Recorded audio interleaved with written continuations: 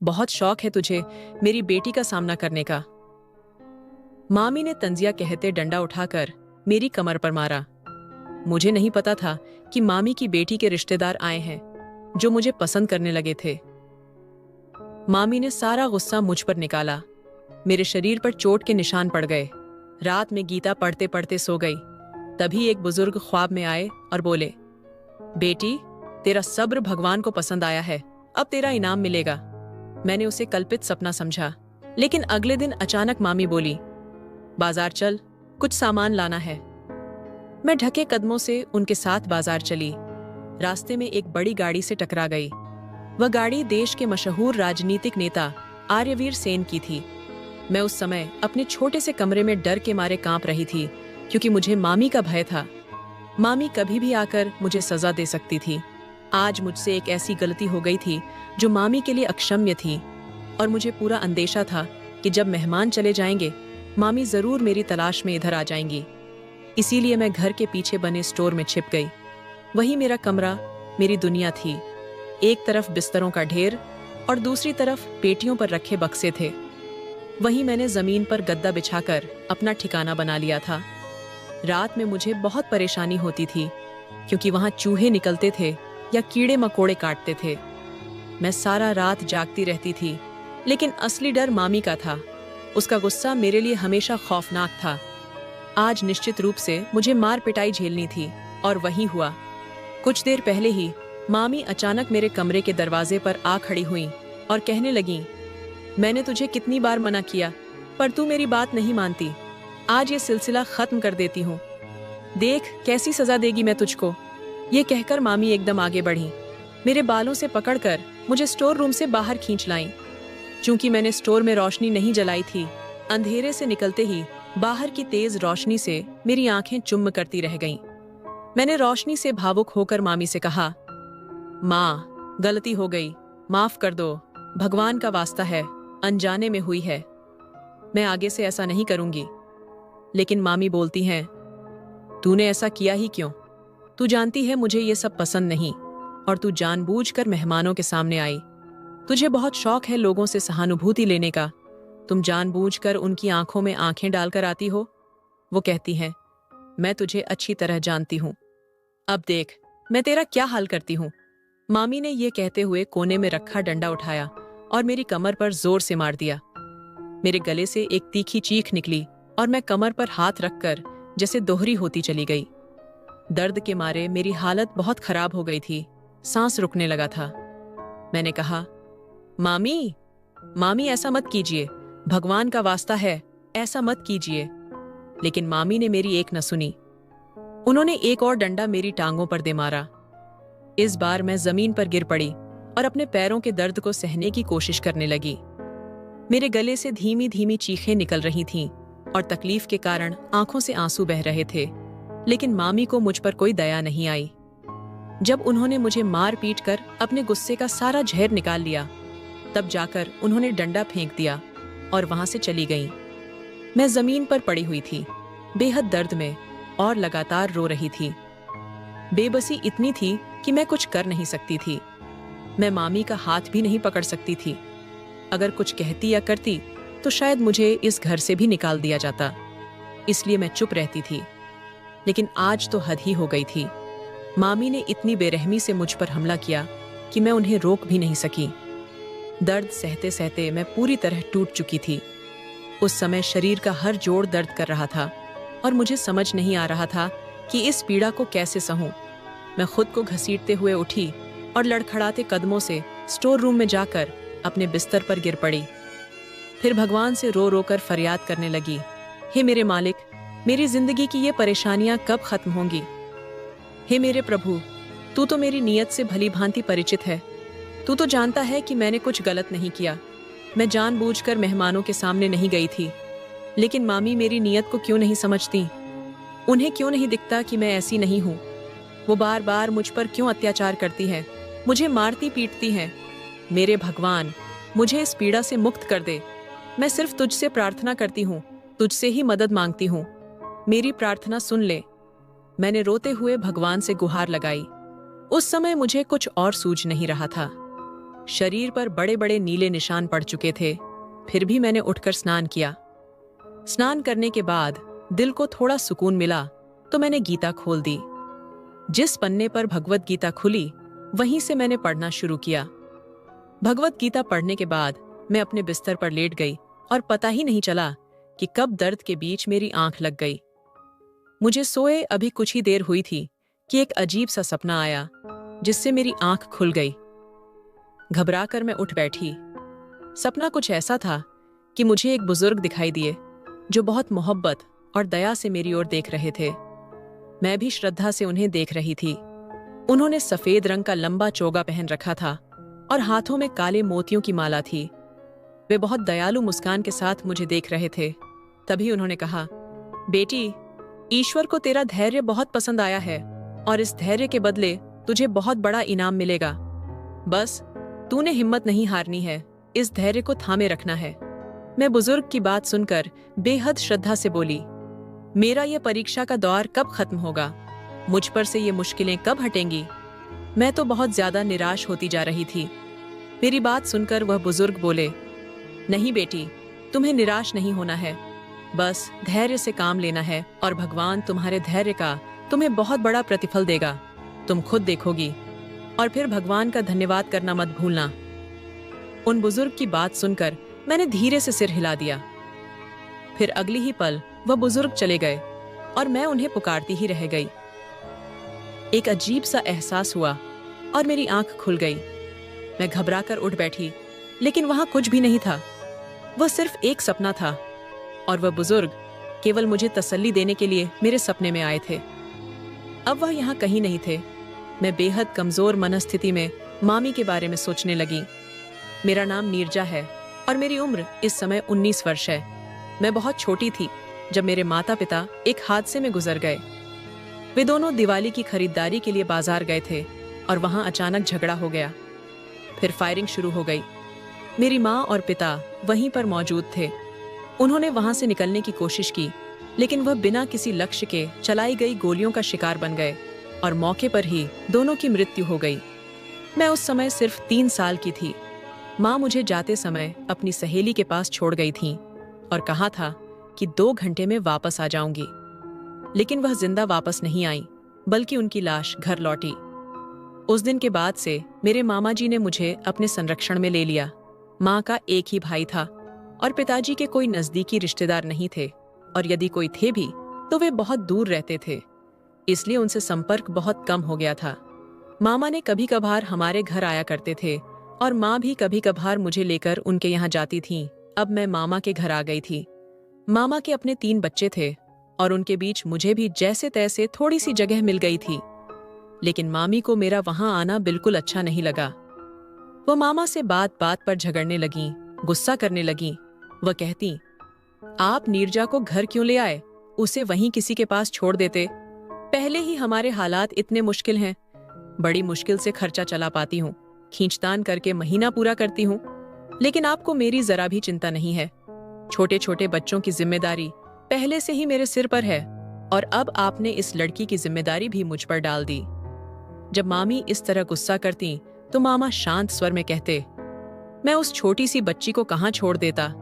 वह मेरी बहन की बेटी है, मेरी जिम्मेदारी है, और वैसे भी यह भी तो उसका घर है। उसके माता पिता का मकान है और हमें इसका अच्छा खासा किराया मिल जाएगा। तुम्हें इससे क्या परेशानी है? इसी किराए से हमारी कई जरूरतें पूरी हो जाएंगी। इतना सुनने पर मामी चुप हो जाती थीं। मैं उस समय इतनी समझदार नहीं थी, न ही मुझे यह समझ आता था कि मैंने क्या खो दिया है। लेकिन मैं अपनी माँ को खोजती, पिताजी की ममता और प्यार को तरसती रहती, दोनों को पुकारती और रोती रहती। ऐसे समय में मामी न तो मुझे चुप कराती, न ही कोई हिम्मत देती, बल्कि गुस्से में कहती, क्या तुमने हर वक्त रोने धोने का माहौल बना रखा है? हर समय रोती रहती हो, कुछ तो समझो, चुप रहो, वरना अंदर कमरे में जाकर रो। मामी मुझे जबरदस्ती कमरे में बंद कर देती और मैं और जोर जोर से रोने लगती। ये समय बहुत कठिन था। मैं अक्सर बीमार रहने लगी। कमजोर पोषण और गम ने मुझे बीमार कर दिया था। तब मामा ने मुझे दवा दिलाई, जिससे कुछ समय बाद मेरी तबीयत थोड़ी बेहतर हो गई। इसी तरह रोते रोते मैं 10 वर्ष की हो गई। उस समय मामी ने मुझे घर के कामों में उलझा लिया। मैं स्कूल से लौटती तो घर के कामों में उनका हाथ बटाती। मामी की अपनी 2 बेटियां भी थीं, लेकिन वह उनसे कोई काम नहीं कराती थीं। वे दोनों मुझसे बड़ी थीं। स्कूल से आने के बाद वे या तो टीवी देखती या सोती रहती, और मामी उन्हें किसी काम के लिए कुछ नहीं कहती थीं। मैं थकी हारी होती, थोड़ा आराम करना चाहती, लेकिन मुझे आराम करने का समय नहीं मिलता। मामी मुझे कामों में उलझाए रखती और रात हो जाती। मुझे पढ़ाई का भी समय नहीं मिलता था। नतीजा यह हुआ कि जब परीक्षा का परिणाम आया तो मैं बुरी तरह असफल हो गई। मामा ने तो डांट लगाई ही, मामी ने मुझे स्कूल से ही निकाल लिया। वह कहने लगी, जब इसका मन पढ़ाई में लगता ही नहीं तो मैं इसे स्कूल में क्यों रखूं? मैं इसकी फीस क्यों भरूं? या तो मेरे पास फालतू पैसे हैं और न ही मैं इतना खर्च उठा सकती हूँ। मामी ने साफ तौर पर मामा से कह दिया, और इस बार मामा भी कुछ नहीं बोले, क्योंकि मेरा परिणाम यह साफ दर्शा रहा था कि मैं पढ़ाई में ठीक नहीं थी। अब मैं मामा को क्या बताती कि मामी सारा दिन मुझे अपने घरेलू कामों में उलझाए रखती थीं। मुझे पढ़ने की फुर्सत ही नहीं मिलती थी। मैं भी चुप हो गई, क्योंकि मेरे अंदर इतनी हिम्मत नहीं थी। अगर मैं मामा के सामने सारी सच्चाई बयान कर देती तो यकीनन मामी बाद में मुझे बहुत बुरी तरह मारती पीटती। अब तो वह अक्सर मुझ पर हाथ उठाने लगी थीं और मेरी जरा सी गलती पर मुझे बेरहमी से थप्पड़ मारती थीं। मैं चुपचाप उनकी मार सहती रहती और उस दर्द को सहन करती जाती। समय यूं ही गुजर रहा था। मामी ने घर की सारी जिम्मेदारियां मेरे ऊपर डाल दी थीं। मेरा दिन सुबह जल्दी शुरू होता और रात देर तक मैं एक चक्की की तरह घूमती रहती। सारा दिन घर के काम ही खत्म नहीं होते थे। ऐसे में अगर मुझसे जरा सी भी चूक हो जाती तो मामी बहुत मारती पीटती थीं। मैं डर के मारे बहुत सतर्कता से काम करती, लेकिन फिर भी कभी न कभी कोई न कोई गलती हो ही जाती। कभी कोई बर्तन टूट जाता तो मामी बहुत मारती थीं। मैं अब 18 वर्ष की हो चुकी थी। मामी की बड़ी बेटी 22 साल की और छोटी 20 की हो चुकी थी। मामी आजकल उनके रिश्ते के लिए प्रयास कर रही थीं।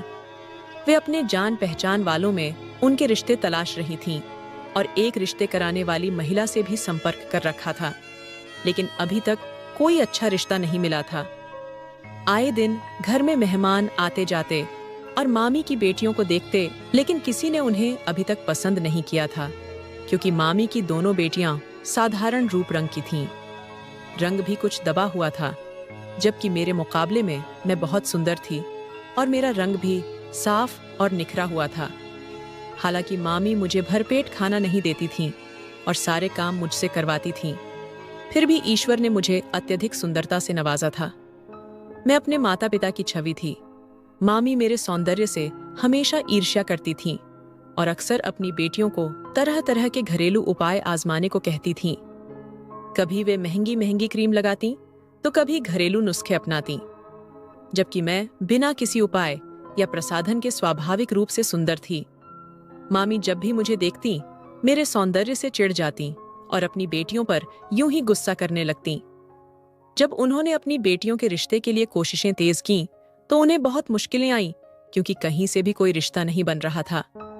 मामी हर बार जब कोई रिश्ते वाले आते तो मुझे पहले ही कमरे में बंद कर देती और कहती, खबरदार, अगर इनके सामने आई तो मुझसे बुरा कोई नहीं होगा। हालांकि मैं उन मेहमानों के आने से पहले सारा काम करके सब कुछ तैयार कर देती थी। मेरे चचेरे भाई बहन बस वह ट्रे लेकर मेहमानों के सामने जाते। सारा काम मैं करती थी, लेकिन मेहमानों के सामने मामी अपनी बेटियों की बहुत तारीफ करती और हर चीज उनके हाथ की बनी हुई बता देती। मेहमान भी बिना सोचे समझे उनकी बातों पर भरोसा कर लेते। मामी ने कभी मेरा नाम नहीं लिया और किसी को पता भी नहीं चलता कि घर में नीरजा नाम की कोई लड़की भी रहती है। आज भी मेहमानों के आने से पहले मामी ने मुझसे साफ कह दिया था कि कमरे से बाहर मत निकलना। मैं भी मामी की बातों से डरकर चुपचाप सिर हिलाकर मान गई। वैसे भी मेरे पास मेहमानों के सामने जाने का कोई कारण नहीं था। मामी ने मुझे बहुत ही बुरे हालात में रखा हुआ था। वे अपनी बेटियों के पुराने, फटे और घिसे हुए कपड़े मुझे दे देती थीं, जिन्हें मैं मजबूरी में पहन लेती थी, क्योंकि मेरे पास और कुछ नहीं था। आज भी जो सूट मैंने पहना था वह इतना पुराना और घिसा हुआ था कि मुझे उसका असली रंग भी याद नहीं था। मैंने सब कुछ तैयार करके ट्रे में सजा दिया।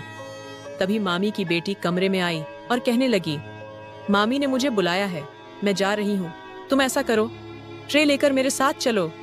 मैंने कहा। मामी ने मुझसे साफ मना किया है कि मैं ड्राइंग रूम में ना आऊं। वो गुस्से से बोली। मैंने कहा ना, तुम मेरे साथ चलो। मैं ये भारी ट्रे नहीं उठा सकती। अब मेरे लिए ये दो तरफा मुश्किल थी, या तो मामी का डर या उनकी बेटी की डांट। अंततः मजबूरी में मैंने ट्रे उठाई और उसके पीछे पीछे चल दी। मेरा दिल बहुत जोर से धड़क रहा था। मैं बहुत घबराई हुई थी।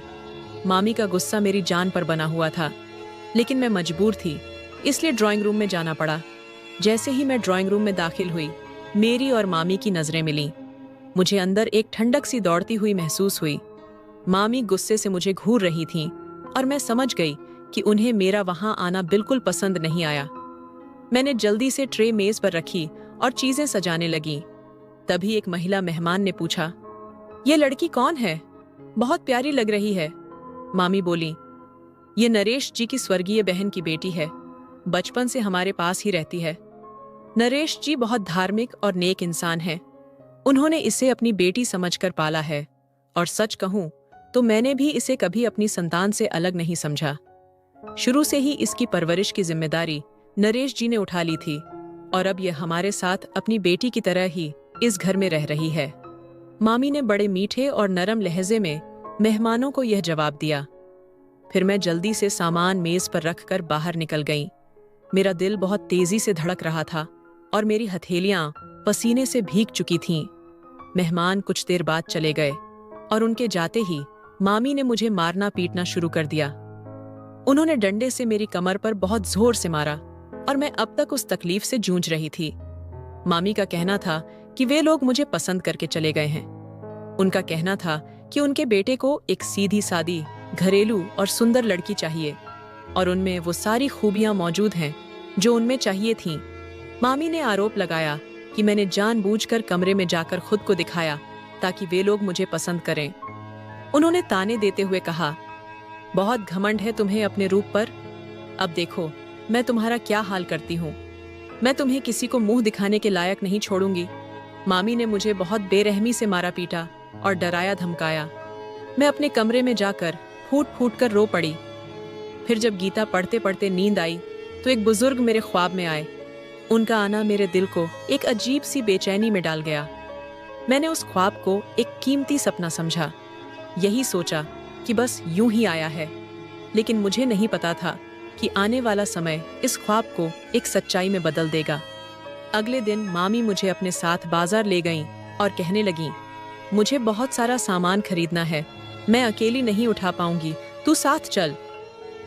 जबकि मामी अच्छी तरह जानती थीं कि रात की मारपीट के कारण मेरा पूरा शरीर दर्द से टूट रहा था और इस वक्त मुझे तेज बुखार भी था।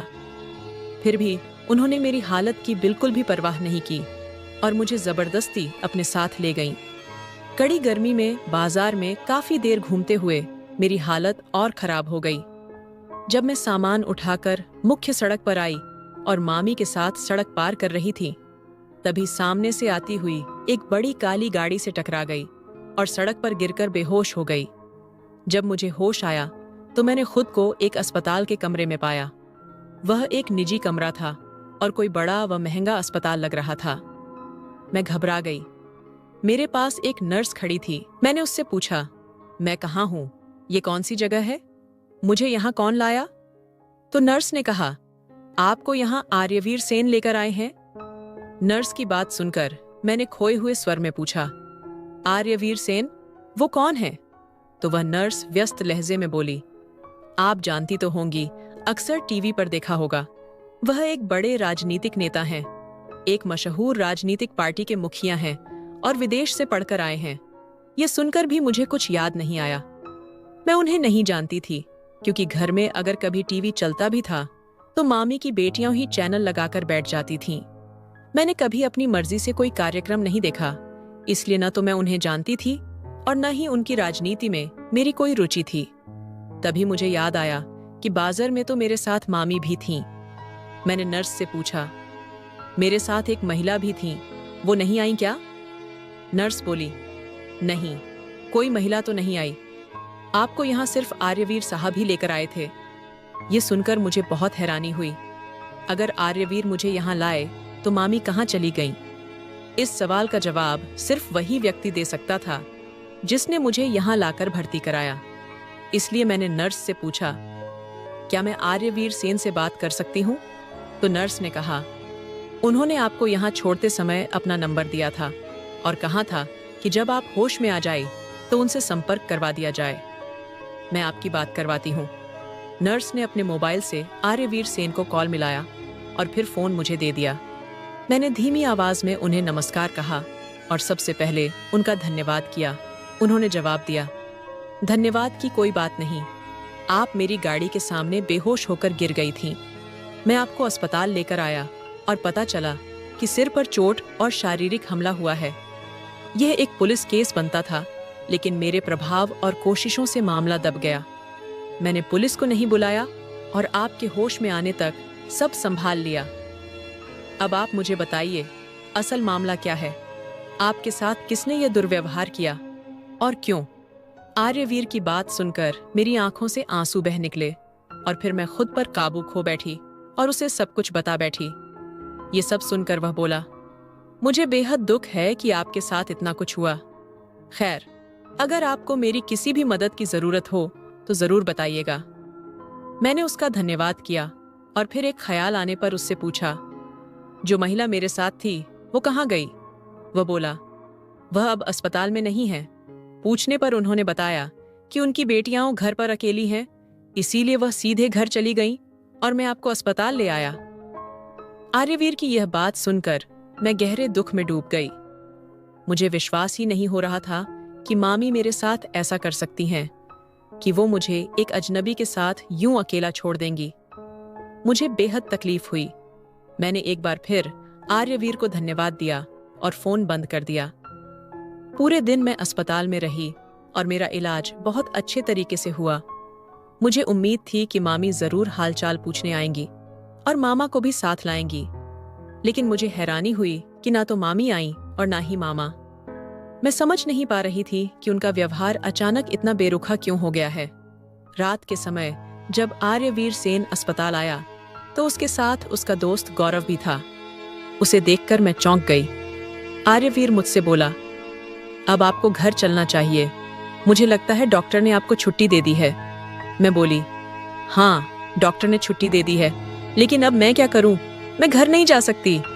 मामी तो मेरी खैर खबर लेने तक नहीं आई और अब तो शायद घर में मुझे रहने भी न दें। मेरी बेबसी सुनकर आर्यवीर हैरानी से बोला, अरे ऐसा कैसे हो सकता है? वे जरूर आपको घर में रखेंगी, आप चिंता मत कीजिए। चलिए, मैं आपको घर छोड़ देता हूँ।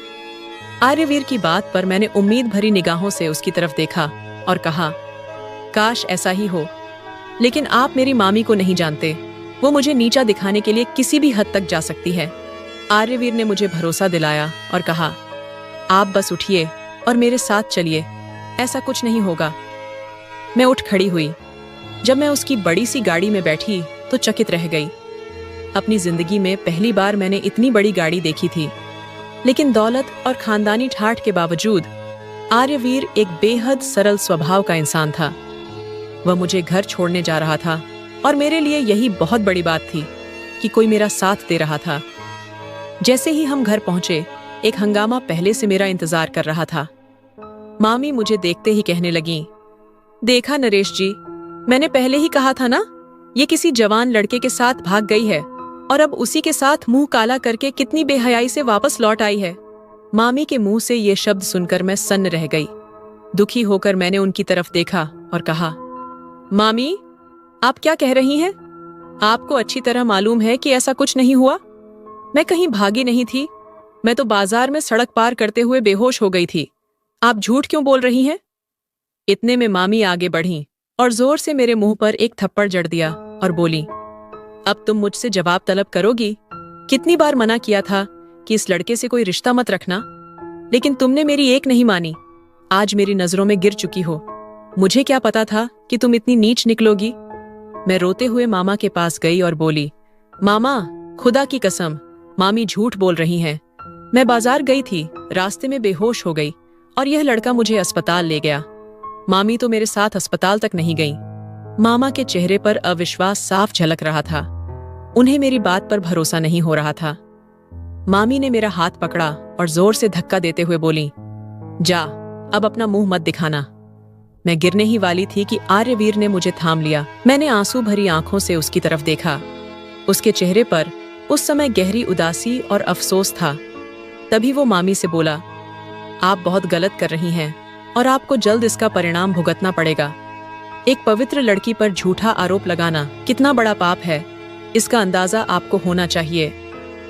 मैं नहीं जानता आप ऐसा क्यों कर रही हैं, लेकिन अब मैं इस लड़की को बेसहारा नहीं छोड़ूंगा, जिसे आपने मेरे नाम से बदनाम किया।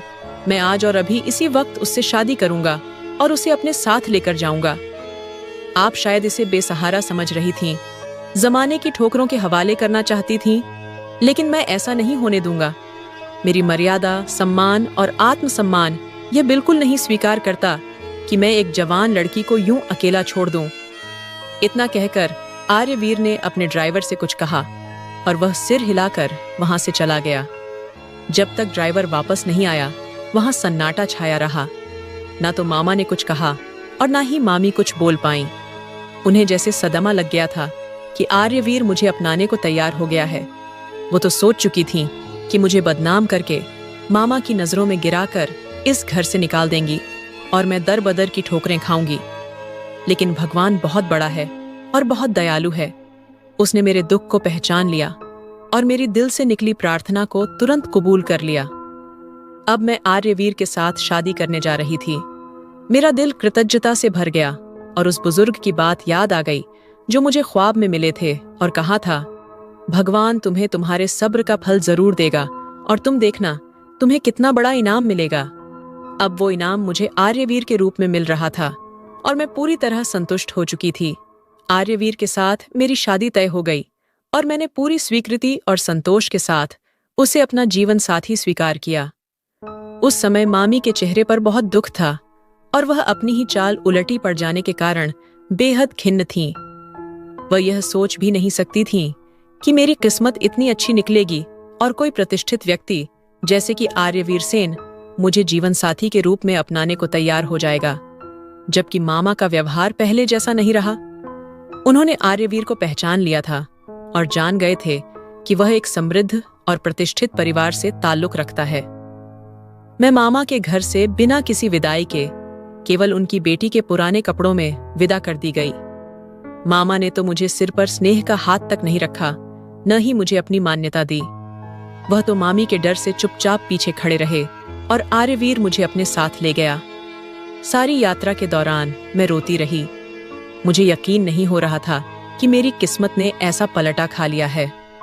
आर्यवीर की गाड़ी से टकराने के बाद जो कुछ हुआ वह सब एक कहानी जैसा लग रहा था, लेकिन हकीकत यही थी कि मैं अब अपने धैर्य का इनाम पाने जा रही थी। मुझे यह नहीं पता था कि आर्यवीर मेरे साथ कैसा व्यवहार करेगा और आगे हमारा जीवन कैसा होगा, लेकिन मुझे इतना जरूर विश्वास था कि यह वही व्यक्ति है जिसने उस समय मुझे सहारा दिया जब मैं दुनिया की ठोकरें खाने के लिए बिल्कुल अकेली थी। जब अपने ही लोगों ने मुझे अपनाने से इनकार कर दिया था, तो वही एक इंसान था जिसने मुझे स्वीकारा और मुझ पर विश्वास किया, जबकि खुद उस पर भी आरोप लग चुके थे।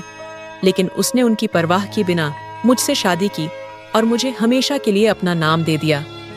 मैं खुद पर गर्व महसूस कर रही थी और मोहब्बत भरी नजरों से आर्यवीर की ओर देखने लगी, जो गहराई से सोचते हुए गाड़ी चला रहा था। मुझे नहीं पता था कि उसके घर में कौन कौन है और क्या वे लोग मुझे स्वीकार करेंगे या नहीं, लेकिन इतना यकीन था कि आर्यवीर इतना साहसी है कि वह अपनी पत्नी को कभी अपमानित नहीं होने देगा और न ही उसे कभी छोड़ेगा। यही विश्वास मेरे दिल को शांति दे रहा था और मैंने सुकून से आंखें मूंद लीं। 2 घंटे की यात्रा के बाद हम एक ऊंची और भव्य हवेली पर पहुंचे। ये जगह किसी गांव की लग रही थी। मैंने सवाल भरी निगाहों से आर्यवीर की ओर देखा तो वह बोला, ये मेरा पिताजी का घर है। यहाँ मेरी दादी रहती हैं। मेरे माता पिता इंग्लैंड में रहते हैं और मैं अपनी दादी के साथ यहाँ रहता हूँ। आओ, मैं तुम्हें दादी से मिलवाता हूँ। वे तुमसे मिलकर बहुत खुश होंगी। उसने मुझे भीतर आने का इशारा किया और मैं झिझकते हुए उसके पीछे चल पड़ी। हवेली बहुत प्रभावशाली थी। ऊंची दीवारें और भव्यता उसकी शान दर्शा रही थीं। मुझे अपने कपड़ों पर शर्म आने लगी। मेरा पहनावा किसी भी दृष्टि से उपयुक्त नहीं था, विशेषकर एक प्रतिष्ठित व्यक्ति की पत्नी के रूप में तो बिल्कुल भी नहीं। शायद यहाँ की नौकरानियां भी मुझसे बेहतर कपड़े पहनती होंगी। मैं अपनी स्थिति पर दुखी थी और मेरी आंखों में आंसू आने ही वाले थे कि सामने से एक प्रभावशाली महिला आईं, जिन्होंने सफेद रंग का परिधान पहन रखा था और हाथ में एक तस्वीर थी। उनके चेहरे से एक अद्भुत तेज झलक रहा था, जैसे प्रकाश फूट रहा हो। मैं अनायास ही उनसे प्रभावित हो गई। जल्दी से आगे बढ़कर मैंने उन्हें आदरपूर्वक नमस्कार किया। उन्होंने मुझे आश्चर्य से देखा और नमस्कार का उत्तर देकर आर्यवीर की ओर मुखातिब हुईं। आर्यवीर ने न जाने उन्हें इशारे में क्या कहा। तब उन्होंने एक नौकरानी सुमन को आवाज दी और कहा, बेटी, इस लड़की को ले जाओ, इसे उपयुक्त कपड़े दो और कुछ खाने पीने को दो, मैं बाद में बात करती हूँ। सुमन मुझे अंदर ले गई और आर्यवीर अपनी दादी के साथ उनके कमरे में चला गया। मुझे नहीं पता कि उनके बीच क्या बात हुई, लेकिन इतना जरूर हुआ कि दादी ने मुझे स्वीकार कर लिया। उन्होंने मेरे साथ हुए अन्याय पर खेद प्रकट किया और कहा, तुम्हारी मामी जैसी भी स्वभाव की थी, लेकिन तुम्हारे मामा को तुम्हारा साथ देना चाहिए था। खैर, अब सब ठीक हो जाएगा। मेरा आर्यवीर बहुत अच्छा है, दिल का बहुत भला है। उन्होंने आगे कहा, तुमने देख ही लिया होगा, एक औरत को मुसीबत से निकालने के लिए उसने उससे विवाह कर लिया। मैं खुश हूं कि मैंने अपने पोते की परवरिश इंसानियत के सिद्धांतों पर की थी और आज वही इंसानियत उसके स्वभाव में झलक रही है। दादी के मुंह स्वीकार कर लेने पर मुझे भी गहरी राहत मिली। उन्होंने तुरंत घोषणा कर दी कि 1 सप्ताह बाद वे हमारा विवाह भोज धूमधाम से आयोजित करेंगी। तब तक मुझे एक अलग कमरे में रहना था और विवाह भोज के बाद मुझे आर्यवीर के कमरे में भेजा जाना था। यह सुनकर मैं शर्म से सिर झुका गई। 1 सप्ताह बाद दादी ने हमारा विवाह भोज बड़े धूमधाम से मनाया। हवेली में खुशियों की लहर दौड़ गई। पूरा गांव उपस्थित था और बड़े बड़े लोग इस अवसर पर सम्मिलित हुए। आर्यवीर के चेहरे पर भी सच्ची खुशी थी। यद्यपि उस दिन के बाद से हमारी आपसी कोई बातचीत नहीं हुई थी। दादी ने बताया था कि वह शहर चला गया है और मैंने उनसे दोबारा उसके बारे में कुछ नहीं पूछा। लेकिन आज उसके चेहरे पर बिखरी मुस्कान देखकर मुझे यह महसूस हुआ कि अब इस रिश्ते में उसकी भी संपूर्ण स्वीकृति है। मैं अब जबरन उसकी जिंदगी में नहीं आई, बल्कि अब वह अपनी मर्जी और चाहत से मुझे अपना रहा है। यह एहसास ही अत्यंत सुकून देने वाला था। जब कोई व्यक्ति आपको अपनाता है और आपसे सच्चा प्रेम करता है तो उसका एहसास अनमोल होता है। और आर्यवीर ने मुझे पूरी तरह से उस एहसास से परिचित कराया था। गृह प्रवेश की रस्म के दौरान जब उसने मेरी ओर देखा और मैं शर्म से गुलाबी हो गई, मैंने सिर झुका लिया, जबकि उसके चेहरे पर शरारत और प्रसन्नता साथ साथ चमक रही थी। जब मैंने उसकी ओर देखा तो उसने हल्के से एक आंख दबा दी। यह देख मैं भी मुस्कुरा दी और सिर झुका लिया। अब मुझे पूरा विश्वास हो चला था कि आने वाला समय मेरे धैर्य के बदले बहुत सुंदर होने वाला है। और अब मुझे उस बुजुर्ग की बात पर भी यकीन हो गया था, जिन्होंने मेरे स्वप्न में यह इशारा किया था। मैंने ठान लिया था कि मैं भगवान का शुक्रिया अदा करूंगी, क्योंकि उसने मुझे धूप में तपने के बाद एक ऐसा साया प्रदान किया था जो जीवन भर मेरी रक्षा करेगा। अगर मैं सारी जिंदगी ईश्वर के चरणों में गिरी रहूं, तब भी उस नेमत का शुक्र नहीं अदा कर सकती जो भगवान ने मुझे प्रदान की थी। यह सोचकर मैंने गहरे सुकून के साथ अपनी आंखें बंद कर लीं और एक संतोष भरा एहसास अपने दिल में उतरता हुआ पाया। तो दोस्तों, इस कहानी का नैतिक संदेश, मॉरल, ये है कि धैर्य, सच्चे संस्कार और ईश्वर पर अटूट विश्वास अंततः जीवन में सुख और स्वीकार्यता की ओर ले जाते हैं। जब आप दूसरों की भलाई के लिए निस्वार्थ कदम उठाते हैं तो समय आने पर वही अच्छाई आपके जीवन को संवारती है। तो दोस्तों, यह थी आज की कहानी। इस कहानी के बारे में आपकी क्या राय थी, ये कमेंट बॉक्स में जरूर बताइए। अगर आपको कहानी पसंद आई हो तो वीडियो को लाइक करें और स्टोरी कॉर्नर चैनल को सब्सक्राइब करें और बेल आइकन पर क्लिक करके इसे ऑल पर सेट करें, ताकि आपको नए वीडियो की सूचना तुरंत मिल जाएगी। धन्यवाद।